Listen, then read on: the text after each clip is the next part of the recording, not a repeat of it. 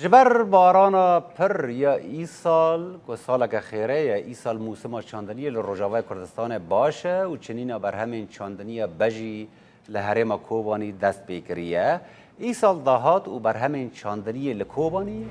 جبو هر یک هکتار جه 30 چوالان بر هم داده 1 هکتار گنم بجی تخمین دبه که در دور 40 چوالان بر هم بده که هینجی چنین اوی دست بی نکریه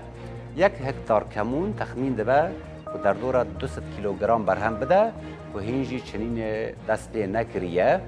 و 1 هکتار نیسکجی تخمین دبه که در دور 10 چوالان بر هم بده که اوجی چنین هین بر فرهی دست بی نکریه بوهای بر همین چاندنی لکوبانی جبو هر 1 کیلوگرم جه به 7 لیره سوریه هر 1 کیلوگرم گنم به 105 لیره سوریه و هر 1 کیلوگرم کمونجی به 10500 دلارانه آنگو وکی زر به دلار تکرین فروتان کمون لکوبانی و هر 1 کیلو نیسکجی به 105 لیره سوریه بوهای حق دست چنین برهمان لکوبانی به وی آوائیه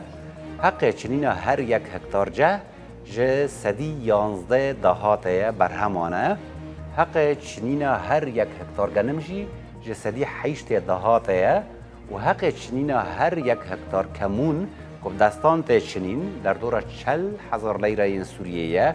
و حق چنین هر 1 هکتار نیسکجی که اوجی به دستان ته چنین به در دور 50,000 لیره سوریه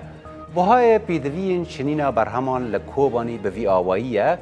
هر 1 چوال کیس خشکین جیراد بیجن به 110 لیره سوریه ین کج چکرنا ایران و ترکیه نه و هر 1 چوال حکومت سوریه به 700 لیره سوریه خیطا دروتنا چوالانجی هر بکره یک به 400 لیره سوریه